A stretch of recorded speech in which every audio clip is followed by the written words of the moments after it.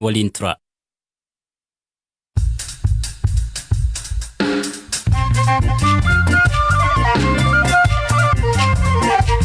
Ashama akka mooltan sagantaan BBC Afaan Oromoo jimaata galgalaa eegalee Itoophiyaan mormituus dhaabbanni biyyoota gamtoomanii himannaa sarbama mirga namoomaa Itoophiyaa keessa jiru gareen idil addunyaa akka qoratu murteesse.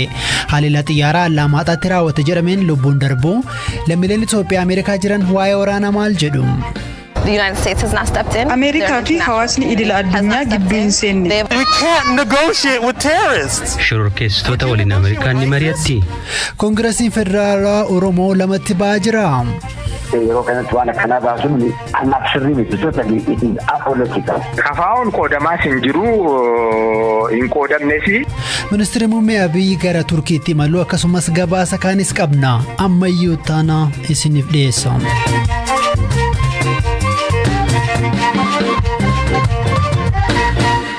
Dhaabbanni biyyoota gamtoomanii himannaa sarbama mirga namoomaa Itoophiyaa keessa yeroo waraanaa raawwate gareen idil addunyaa akka qoratu murteesse. Guyyaarraa manni maree mirgoota namoomaa UN addatti dhimma Itoophiyaa irratti Jeeneevitti marii taa'een sagalee caalmaan murteesseera. Mariin kun waamicha gamtaa Awurooppaan kan taasifame yoo ta'u, Chaayinaa fi Raashiyaan biyyoota murtee kana sagalee dhawwatan keessa jiru. Itoophiyaan durumaa walga'iin kun ergama siyaasaaf waamame yoo murtaa'e sin fudhu jetteetti. Faallaa kanaan immoo gareewwan mirga namoomaaf falmanii fi biyyoonni lixaa waamicha kana deeggaraniiru. Hirphaa gammachuu gabaasa qaba. Durumaa Itoophiyaan mormii ibsaa turte. Mootummaan murtee kora kanaan darbu kamuu akka hin fudhanne dursee beeksiseera. Koomishiniin mirga namoomaa Itoophiyaas yaaddoo qabu kamisa xalayaa UN'if barreesseen beeksiseera. Koomishinichi UN bu'aa qorannoo waloo gaggeessaniif yaada furmaataa akeekaman hojiirra oolchuudhaaf deeggarsa gochuu wayyaa jechuun wixinee qorannoo haaraa dhiibbaa qabaatu ibse. Baatii muraasaan dura dhaabbanni biyyoota gamtoomanii fi koomishiniin mirga namoomaa Itoophiyaa qorannoo waloo adeemsisanii turani. Ta'us qorannoon kun hunda nammannee jedhu gareen mirga namoomaaf falman gaafa jimaataa UN qaamolee waraanaa Itoophiyaa irratti hirmaatan marti sarbama mirga namoomaa raawwachuu hime. Waraanni Itoophiyaa guutummaa naannichaaf balaa waan qabuuf humnoonni hundi of duuba deebi'uu akka qabanis akeekachiseera. Guyyaa har'aa walga'ii addaa gamtaa Awurooppaan waamame kanarrattis biyyoonni miseensota mana marichaa sarbama mirga namoomaa hamaa Itoophiyaa keessatti raawwatamaa jira jedhanii daran yaadda'uu ibsani. Walga'ii kanarrattis sarbama mirgoota namoomaa raawwataman jedhaman irrattis qorannoo idil addunyaa walaba ta'e akka godhamuuf koomishiniin ogeeyyii wixineen yaada murtii dhiyaate falmiin irratti godhameera. Biyyoonni 21 yoo deeggaran 15 mormaniiru. Biyyoonni 11 immoo sagalee kennuurraa of qusatan. Yaada murtichaa qopheessuun mana marichaaf kan dhiyeesse gamtaan Awurooppaa yaada murtichaa sarbama mirgoota namoomaa gama lamaanuu raawwatamaa jiru akka dhaabbatanii fi itti gaafatamummaan akka jiraatu godhaa jedhe. Yaadichi qaama kamiifuu kan hin loognee fi birmadummaa Itoophiyaa kabajuun kan qophaa'edha jedhan bakka buutuun gamtichaa. Bakka bu'aan Ameerikaa waraana Itoophiyaa ammaachaa jiruu fi sarbama mirgoota namoomaa bal'aa raawwatamaa jiruun biyyi isaanii daran yaadda'uu fi qorannoon idil addunyaa walaba ta'e akka godhamu yaada dhiyaate akka deeggaran himani. Biyyoonnii fi dhaabbileen kunneen yakkoota sarbama mirgoota namoomaa akka ajjeechaa, hidhaa sabarratti xiyyeeffate, dirqeen gudeeduu, beelaa fi gudeeddii akka meeshaa waraanatti fayyadamu, deeggarsa namoomaa ugguruu fi kaan humnoota mootummaan raawwatamuu ibsane. Hidhattoonni TPLF akkasumas loltoonni Eertiraa yakkoota sarbama mirgoota namoomaa bal'aa raawwachuu kaasane. Bakka bu'aan Itoophiyaa walga'ii kanarratti hirmaatan himannaawwan walga'icha irratti mootummaa Itoophiyaa irratti dhiyaatan bu'uura kan hin qabnee fi dhugaa lafarra jirurraa kan fagaatedha jedhan. Qorannoon waloo koomishinii mirgoota namoomaa Itoophiyaa fi waajirri mirgoota namoomaa UN taasisan mootummaan beela akka meeshaa waraanaatti akka hin fayyadamne akkasumas gargaarsa namoomaa uggure jedhus dhugaa lafarra hin jirre mul'isu jedhan. Yaadni murtii qorannoo irra deebii akka godhamu jedhus bu'aa siyaasaa argamsiisuudhaaf kan qophaa'e jechuun balaaleffatan. Eertiraa, Raashiyaa, Venezuelaa, Chaayinaa, Indiyaa, Namiibiyaa fi Soomaaliyaan biyyoota yaada murtii dhiyaate mormuudhaan sagalee kennan keessaati. Bakka buutuun Naayijeeriyaas qaama haaraa sarbama mirgaa qoratu ijaaruun bu'aa addaa buusuun qabu jechuun miseensonni kaanis hojiilee mootummaan Itoophiyaa raawwachaa jiru akka deeggaran gaafataniiru.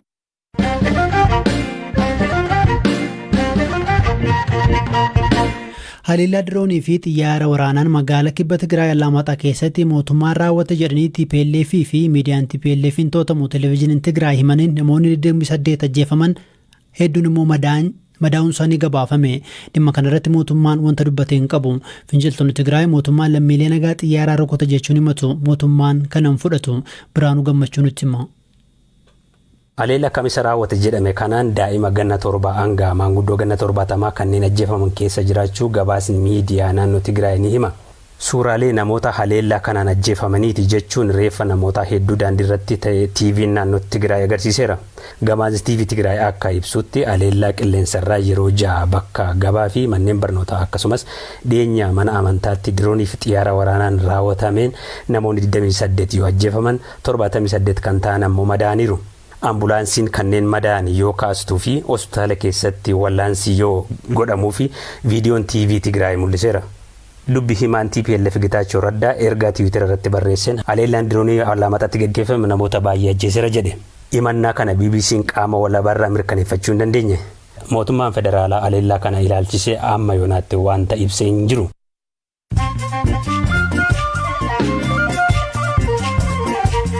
Amma oduuwwan gaggabaabaa sanitti himna. Ministeerri muummee Abiy Ahmad gara Turkii imaluun pirezidaantii biyyattii waliin wal argan. Imalli isaaniis walgahii Turkii fi Afrikaa irratti hirmaachuuf jedhameera. Maatiin namoota balaa xiyyaaraa Itoophiyaa mudateen miseensa maatii isaanii of biraa dhaban mootummaa Ameerikaa himatan. Sababni dhiyeessanis Ameerikaan dhaabbati Boeing himannaa yakkarraa bilisa akka ta'u iccitiin dalagdee kan jedhudha. Manni murtii olaanaa federaalaa dhimma ajjechaa shamarree Hayimaanoot Badhaadhaa irratti murtii adabbii kennuuf beellama qabate. Ajjechaa isheen dargaggoon tokko shakkamee dhimma isaa hordofaa ture. Shamarreen kun waggaa 2 dura osoo qorannoo digirii lammataarra jirtu Xuqur Ambassaatti haala suukaneessaan ajjeefamuu isheen yaadatama. Gaazexeessaa Taammiraat Nagaraa kaleessa mana murtii magaalaa Galaanitti dhiyaachuu haati warraasaa Salaam Balaa BBC'tti himte. Taammiraat guyyoota 14 booda mana murtiitti kan beellamame yoo ta'u, kana dura maatiin achi buutee isa dhabanii rakkataa turuu himaa turani. Kibba bahaa Keeniyaatti qeerransi daggalaa ba'ee mana namaa seenee ture qabame. Biyyattii keessa bineensonni mana namaatti cabsanii seenuun waan haaraa miti.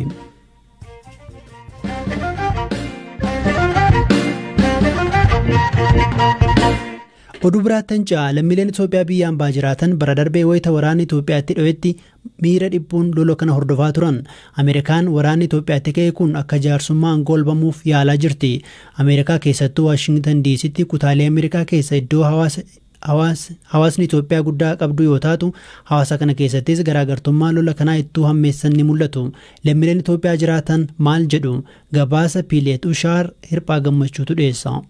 Ministeera dhimma alaa Ameerikaa duratti dhalattoonni Tigraay hiriira ba'uudhaan waraanni adeemaa jiru sun duguuggaa sanyiitii akka jedhamu gaafataa turan. Dhalattoonni Tigraay haqa barbaannaa jechaa turan. Mootummaan Itoophiyaa deeggarsa namoomaa harka caalu daangessuunii fi namoonni hedduun firoottan isaanii wajjiniin akka waliin quunnamne dhorkuun qeeqamaa ture.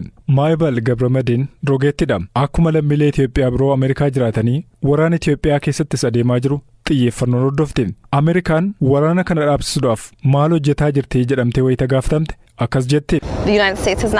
Ameerikaa fi hawaasni idila addunyaa gidduu hin seenne akka dararamnu eeyyamaniiru. Kanaafuu nuti maal goona? Ofirraa faccisuu malee filannoo biraa maal qaba? Hiriirtonni mormii dhimma isaanii qondaaltota Ameerikaattis dhiyeeffataniiru. Ameerikaan dhimmicha of eeggannoon ilaalti. Mootummaan Itoophiyaa michuu Ameerikaa kan ture yoo ta'u, lolli kun saboota biyyattii gidduuttis garaagartee uumeera. Hiriirri Ameerikaatti ba'amu kunis garaagartummaa sabaan uumame kan agarsiisu yoo ta'u, deeggartoonni mootummaa masaraa White House duratti dhiyeenya kana walitti sassaabamanii turan. Hiriirtonni halluu alaabaa Itoophiyaa fakkaatuu fi mallattoolee kanarra nu ga'eera no more jedhu mul'isuudhaan miidiyaaleen biyyoota lixaa waan ta'aa jiru irratti dhaamsa dogoggoraa dabarsuu jedhanii balaaleffatan. Keessattuu mootummaa Ameerikaatti dheekkamuudha himatu. Hiriirtota keessaa tokko Daawwit Wandaafraash biyyoonni lixaa ni dogoggoran. Ameerikaan dhukaasa dhaabuudhaan finciltoota gara Finfinneetti qajeelaa turan wajjiniin mari'adhaa jetti jedha. We can't negotiate with terrorists. Shororkeessitoota waliin Ameerikaan ni mari'atti. IS waliin isin ni mari'attu. Isin mari'attan.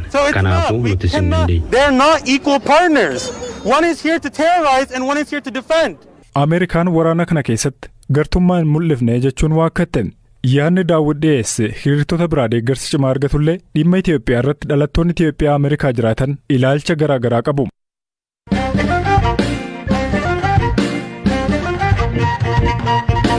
Dhaabni mormituu Koongireesii Federaalistii Oromoo qoodamaa hin jiru wanti mudatees kan kanaan ga'u miti jedhe guyyoota muraasa dura yaada hoogganni olaanaa dhaaba KFO miidiyaa biyya keessaaf kennaniin murtee dhaabichi dhiyoo murteessee ifatti mormaniiru. Dura taa'aan dhaabichaa obbo Gabroo Gabra Maariyaam isa dhaabichi mootummaan yeroo hundaa'u jedhee torban 3 dura gaafatee qeeqaniiru. Yeroo dheeraaf dhaabicha keessa kan jiran obbo Gabruun marii sana irratti akka hin hirmaanne isaanis dhaabichi ibseera. Ta'us mootummaan yeroo hundaa'u jechuun adeemsi marii biyyaalessaa dhaabichi gaafataa ture irraa maquudha marii hunda ammateessa jedhuun ciichuu qabnaa jechuun murtee darbee mormu. Yeroo isaa kan eeggatu miti isinoota gaariitti lalaafee jechuudha. Ka hooggansa dhaabichaa tokkotti murtee dhaaba kana ni mormitu? Kanaa namaa waliin qabu. Garaagartee yaadaa hangana akkamitti hooggansa dhaaba tokko jalatti uumamuu danda'e? Maatiiwwan keessatti kun hin jira yeroo hundumaa. Kanaaf waan haaraa mitiidha. Garaagarummaan yaadaa hin jiru jedhamee ka'ama. Garaagarummaan yaadaa immoo jiraachuu isaatii fi wal falmuu garuu nuti tiraadiishinii kan hin qabnu. Rakkoon akkasii jira dhugaadha. Kanaaf amma yaada keessanii fi yaada hooggantoota kaan wal bira qabee gaafa laallee jedhu hooggansi KFO lamatti ramaa jira yookiin immoo qoodamaa jira jechuu dandeenya? Hin dandeessu. Yaada kana irratti walii galtee dhabuu jechuun ani iddoo kanatti qoodameera waan nama jechisiisuun. Malee ani yeroo hundumaa yaada kunan amma paabliik irriibaa nan bahee toonni kana baatee biyyi kunimmoo murteessaadha argitee yeroo kanatti waan akkanaa baasuun anaaf sirrii miti totally it is apolitical. Sababni keessan maali? Typical sababni keenya argitee the political situation in the country, the political landscape irratti ilaalamuu qabu. Ibsa dhaabichi baasee mormitaniittu maaltu ta'uu qaba ture silaa? Political dialogue adeemsisuu irra jira.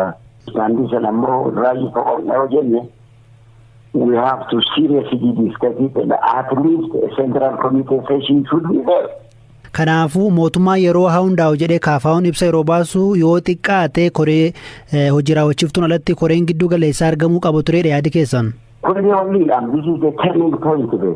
Ibsi dhaabichi torban 2 dura baasee haaraadha yaadi keessan. Kana dabee qofa otoo hin ta'in nuti fudhannu jennus the already established de facto government hin jiru jechuun salaamaawii Tigirii sana faalle. Dhimma kana kan gaafannee fi itti gaafatamaa waajjira dhaaba KFO kan ta'an obbo Xurunaa Gamtaa dhaaba siyaasaa tokko keessa garaagarummaa yaadaa jiraachuun akka malu dubbatu. Rakkoon dhaabicha mudatee ture ammatti babal'atee adeemaa akka hin jirre himaniiru. Dabalataan ibsichi koreen hojii raawwachiiftuu kooramii guutee irratti mari'atee kan murteesse haa ba'u jedhedha jechuun yaada obbo Gabruu mormu. Ta'us isaanis akkuma obbo Gabruu kun dhaabichi qoodamaa jira jechuu miti jedhu. Habtaamuu Xibabuutu dubbise. Haala KFO'n itti adeeme yookaan immoo murtee koree hojii raawwachiiftuun murteessite ala ba'anii namooti gaazexaa dhuunfaatiif illee yaada isaanii ibsan jiru. Rakkoon sun babal'atee adeemaa hin jiru. Irrattis mari'ataa jirra. Gara fuulduraattis furmaata itti argamsiifna jenneetu amanaa jirra. Jala murree kan dubbachuu barbaannu garuu inni KFO'n paartiidha. Paartii immoo namoota yaaddi isaanii wal fakkaatutu walitti dhufee paartii hundeessee qabsaa. Ciminni isaas akkuma kana garaagarummaa qabaachuudhaaf hin danda'a. Kanaafuu kan namoonni tibba kana bal'inaan haasa'amaa ture KFO'n qoodamaa jira kan jedhu maal jettu isin dhimma kanarratti? KFO'n qoodamaas hin jiru hin qoodamnes namoota tokkotu oduu yookaan olola adda addaa irratti geggeessu maqaa balleessu namooti biraas jiru namni isaan maqaa balleessanii ni jedhan koree hojii raawwachiiftuun koramii guutee jechuudha manii guutee irratti mari'atee kan murteessee haboo jedheedha waa'ee ibsa sana ilaalchisee. Dhaggeeffattoota keenya sagantaan BBC Afaan Oromoo jimaata galgalaa xumuramaatti jira. Oduu tokkoon isinitti hima pirezidaantiin Yuunaayitid Isteet Joo Baayiden loltoota biyyattii tajaajilan 3f kabaja waraanaa isa guddaa fi dhumaa yeroo kennan lammiin gurraachi tokko erga waraana Veetnaamii gurraacha isa jalqabaa kabajni kun kennameef ta'e. Loltuun kun loltuu gurraacha jalqabaa waraana Afgaanistaanii fi Iraaq irratti hirmaatee badhaasni olaanaa kenname isa jalqabaati jedhameera. Dhaggeeffattoota keenya sagantaarraa kan isiniif dhiyeesse ammayyuu taanaadha kan isiniif qopheesse hirphaa gammachuudha. Torban dhufu walitti deebinaa odeeffannoon dabalataaf gara marsariitii keenya goraa halkan gaarii.